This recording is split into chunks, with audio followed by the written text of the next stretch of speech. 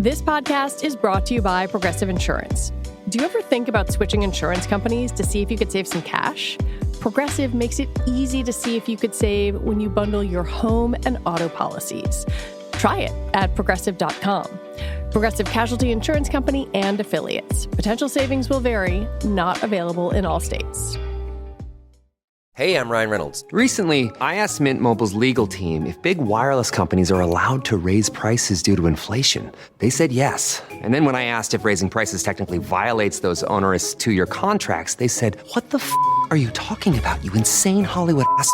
So to recap, we're cutting the price of Mint Unlimited from $30 a month to just $15 a month. Give it a try at mintmobile.com/switch. $45 upfront payment equivalent to $15 per month. New customers on first 3-month plan only. Taxes and fees extra. Speed slower above 40 gigabytes. See details.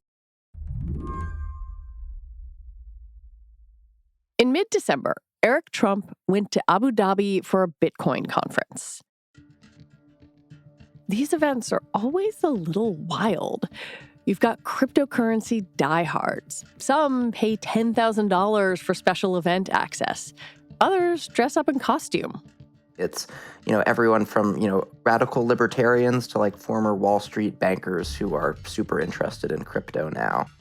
That's David Yaffe-Bellany, who covers the crypto industry for the New York Times. And so the scene around Eric Trump was really no different, except that suddenly the crypto world is just thrilled about its association with the Trump family. So you had people posing for photographs in front of giant cutouts of Donald Trump and Elon Musk. People holding up signs proclaiming their support for the Trump family. And so it was a celebration of this political movement in the U.S. as much as it was a celebration of Bitcoin. What does Eric have to say to this crowd? He says to them, my dad is with you. He's going to be the Bitcoin president. He's going to advance crypto in the United States. He's already started doing that. He's appointed people to key positions who support cryptocurrencies. And he's going to keep doing that because the family believes in this technology. That was his message. I mean, that must have been just exactly what these folks wanted to hear.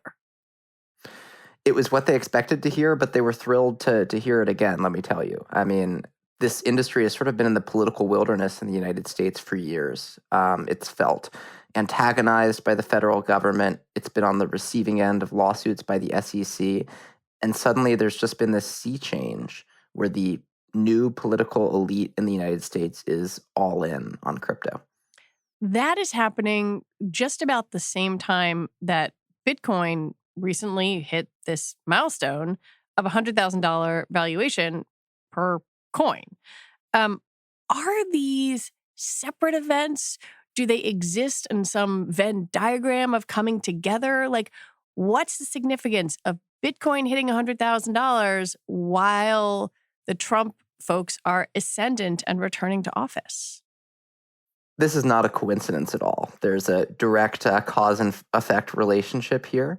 Trump embraced crypto on the campaign trail starting sort of the middle of 2024. And that helped boost the price of Bitcoin. And then his election victory sent it even further into the stratosphere. Bitcoin actually broke its all-time record on election night, while states were beginning to fall for Trump.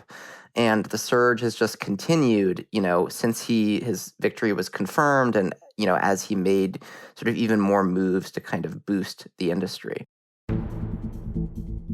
Today on the show, crypto money helped send Trump to the White House.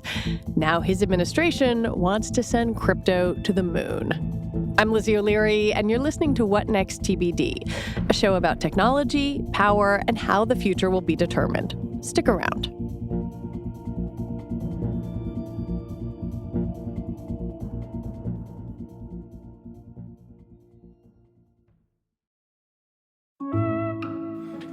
This podcast is brought to you by Progressive Insurance.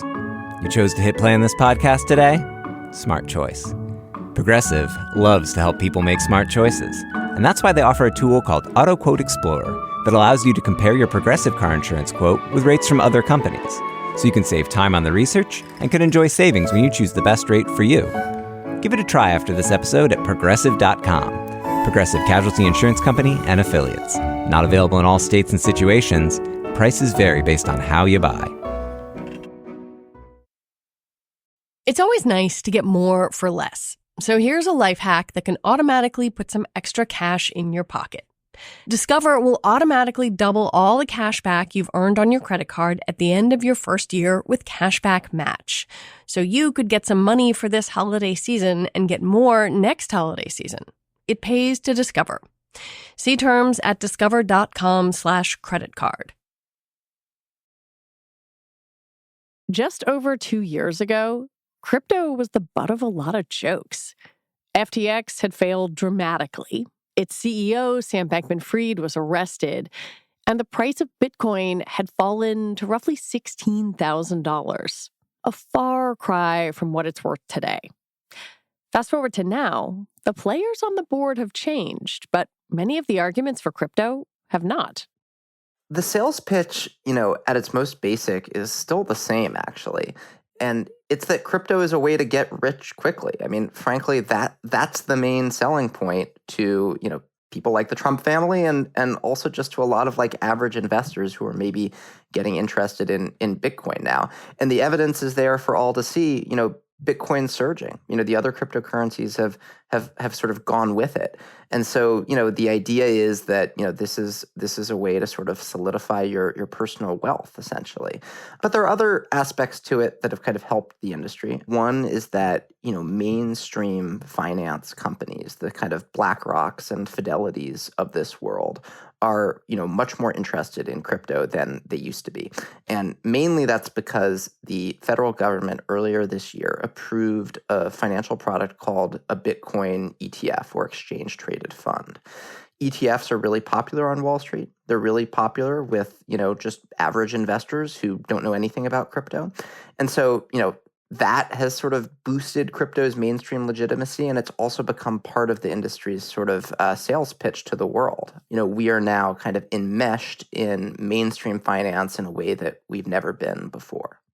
But what I hear you saying is this is an asset class. You are not using the kind of language that the DeFi, decentralized finance people were using 5 years ago.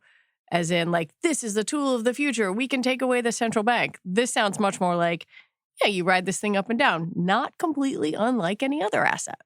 Yeah, I mean, you still hear some of that kind of DeFi language, this idea of Web3, a kind of internet that's built on top of cryptocurrencies, where sort of every aspect of your online experience can essentially be like boiled down to a crypto token that you own and invest in. That's still out there, but I think you're right. It's faded a bit. Some of that rhetoric has faded. And now, the buzzwords that you hear are things like institutional adoption. And, you have these crypto guys who were once, radical libertarians, like posting memes about how much they love BlackRock. And it's just a sort of amazing kind of turnabout in the history of this technology. What's also amazing is the scale of influence that the industry is now capable of exerting. The crypto industry put $130 million into the last election, and it expects to get something back. First of all, it's worth just sort of reckoning with the size of that number. I mean, this is one of the most aggressive spending sprees by any industry in the kind of post-Citizens United era of American politics. It's just like an astounding, audacious amount of spending, and it shaped some key congressional races. The crypto industry spent $40 million trying to unseat Sherrod Brown in Ohio. And did. And did. Not only was he an outspoken kind of crypto critic, but he also chairs the Senate Banking Committee. And so he was really in a powerful position to kind of shape U.S. policy on crypto.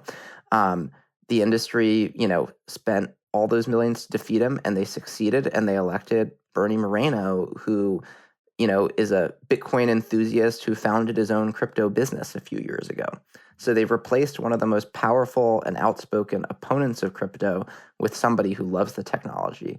And that's just a huge success. And, similar examples of that played out in lower profile races in the House. And, it's just a huge kind of transformation of the congressional landscape for the crypto industry.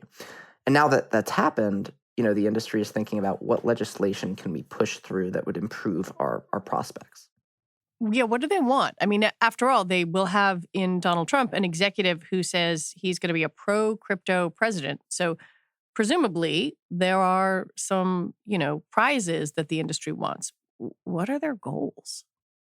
So it's worth breaking down what they want legislatively and then what they want from Trump. On the legislative front, there was a bill that the industry backed and which was introduced, in this past session, that would essentially strip power away from the Securities and Exchange Commission, which has sort of been the top regulator of crypto, and give a lot of that power to the Commodity Futures Trading Commission, the CFTC, which is a kind of smaller agency that is perceived by the crypto industry as potentially more friendly. Less investigative power, too. Less investigative power, smaller staff, historically just a lot less aggressive. And so that's been one of the kind of key legislative goals of the industry. And the thought now is that, with the makeup of Congress change, that bill could actually get passed. But in fact, there's so much enthusiasm in the industry about these political victories that some people are arguing, no, let's scrap that bill. We could come up with something even better for us. So that's the legislative front. On the executive side, the key thing the industry wanted over the last month or so were appointments that would benefit the industry. So they wanted to get rid of Gary Gensler, who's been the chair of the SEC and who is the sort of number one bête noire of the crypto industry. I will fire Gary Gensler and appoint a new SEC chairman.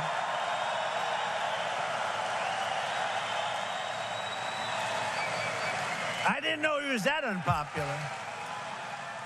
The level of vitriol toward him is really astounding. It's not something that you ever see from an industry toward a regulator, frankly. I mean, I once talked to a crypto executive who told me on the record that Gary Gensler was the devil incarnate, that he was the devil in human flesh. This is an executive talking about a regulator. I mean, usually, even when industry is upset with government, it's a little bit more subtle than that. So they wanted to get rid of Gensler, and they wanted Trump to replace him with somebody who would be much friendlier to the industry. And they've already succeeded in that. Trump has selected as his SEC chair a guy named Paul Atkins, who is a sort of well-established securities lawyer. He's not some kind of crazy fringe pick for the agency, but he is somebody who has consulted for crypto companies, who has served on the advisory board of one of the big crypto trade groups, and who is widely expected to, roll back the kind of aggressive enforcement of the industry that the SEC has been doing under Gensler. It's probably worth spelling out what power Atkins might have over the industry going forward, kind of what regulatory rules exist right now and what the SEC might be able to change. So what the industry is hoping is that Atkins will immediately step back from the enforcement that Gensler was doing. So there are a huge number of pending SEC lawsuits against crypto companies, which in theory, the agency could immediately drop. And that would just be a huge boost for the industry. It would lift this legal cloud that has sort of hovered over a lot of the key companies in crypto for a long time. I think, even the most optimistic crypto people don't necessarily believe that Atkins is going to do that just because it would be such a kind of dramatic swerve. But he could move to settle those cases on terms that are relatively favorable to the industry. So, for instance, the biggest of those lawsuits was filed against Coinbase, which is the biggest crypto company in the U.S. It's the top exchange for kind of buying and selling crypto in the U.S. And, let's say Coinbase were hit with a, $50 million fine, that wouldn't be that big a deal. That would be about the amount that Coinbase spent trying to influence the U.S. election. And so there are various ways that those cases could get resolved quite quickly that would be extremely beneficial for the industry. When we come back, guess who else stands to gain from the new administration's crypto approach? The Trump family.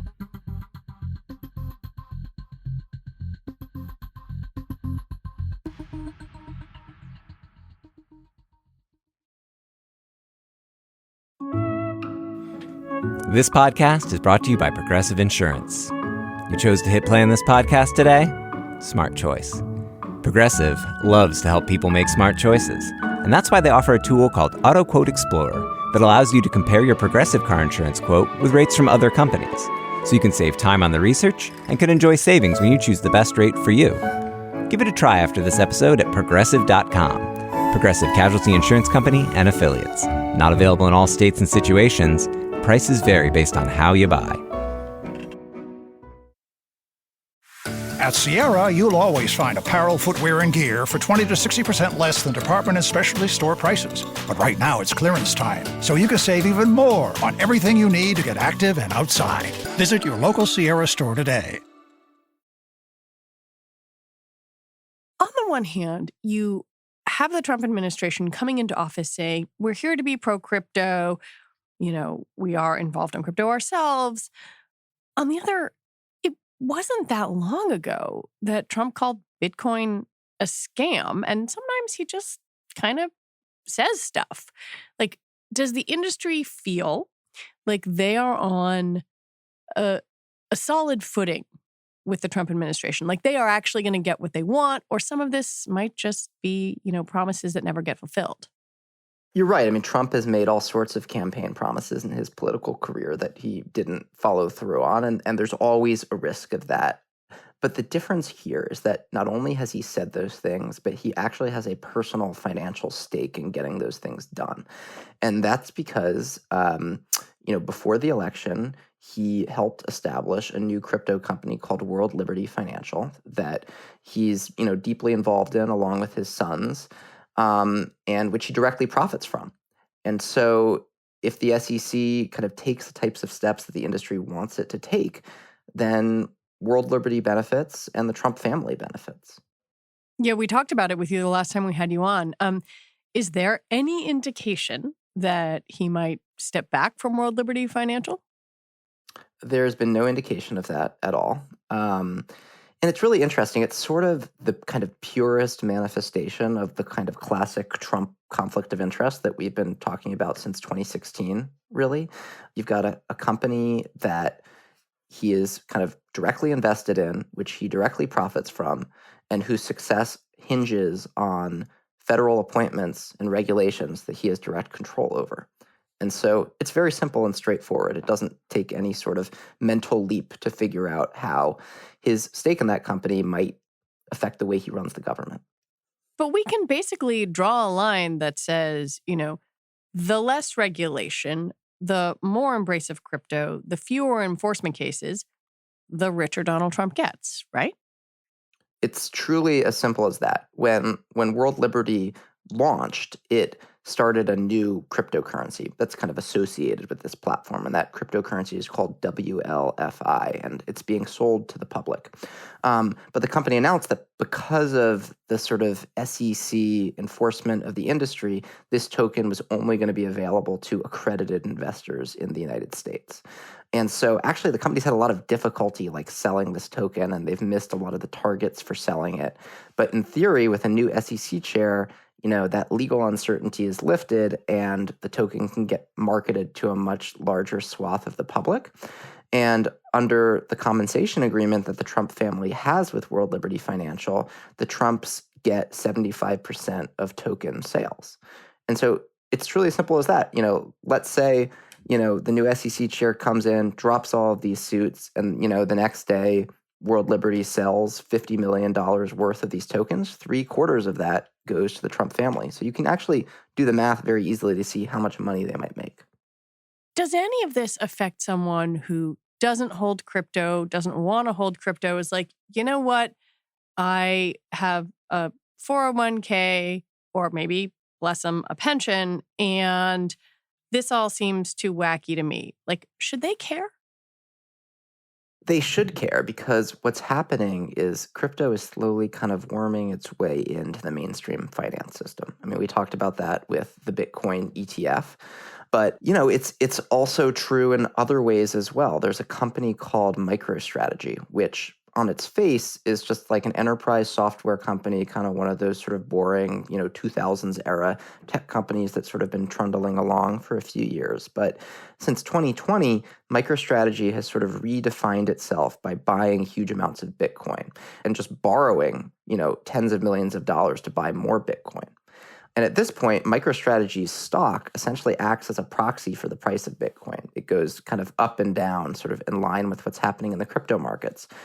And it's been buying even more since Trump was elected.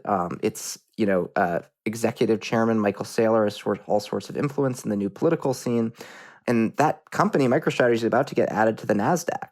That's where, retirement funds are invested, college savings, all those sorts of things. And so, at least in a small way, even if you have no interest in crypto, you don't want to be associated with crypto, you might have some sort of financial stake in what happens with Bitcoin. Crypto and Bitcoin, as you mentioned, have often been associated with a sort of skepticism of central banking or with libertarian ideals. But I would say over the last couple of years, despite the crypto industry contributing to Kamala Harris's campaign, it feels like the crowd has gotten Trumpier and Trumpier. And I wonder if there is a thing here where the crypto industry has just become enmeshed with Trump world or enmeshed with being kind of on the right, and whether that becomes inextricable in the future. It's something that some people in the crypto world are really worried about, actually, because a lot of the big crypto companies are insistent on being, bipartisan. They want this industry to last longer than the next 4 years. If the Democrats retake power, they don't want to be on the outs again because they're so inextricably associated with Trump. And to be fair to the industry, the super PAC that spent all that money during the campaign gave to Democrats as well as Republicans. Fair Shake, which is the name of the PAC, backed Ruben Gallego in Arizona, Alyssa Slotkin. Those were high-profile congressional races, and Republicans were mad at the crypto companies for backing those Democratic candidates. And so there have been donations on either side. But certainly on the presidential level, this industry was firmly behind Donald Trump. And given Trump's embrace of it and its embrace of Trump, it's going to be hard to separate crypto from the kind of Trumpian brand. David Yaffe-Bellany, thank you so much for coming back on. So nice to talk to you. Thanks for having me. And that is it for our show today. What Next TBD is produced by Evan Campbell, Patrick Fort, Cheyna Roth, and Ethan Oberman. Our show is edited by Paige Osborne. Alicia Montgomery is Vice President of Audio for Slate, and TBD is part of the larger What Next family. And if you like what you heard, the number one best way to support our independent journalism is by joining Slate Plus. You get all your Slate podcasts ad-free, including this one, plus some other great stuff, like no paywall. All right, we will be back next week with more episodes. I'm Lizzie O'Leary. Thanks for listening.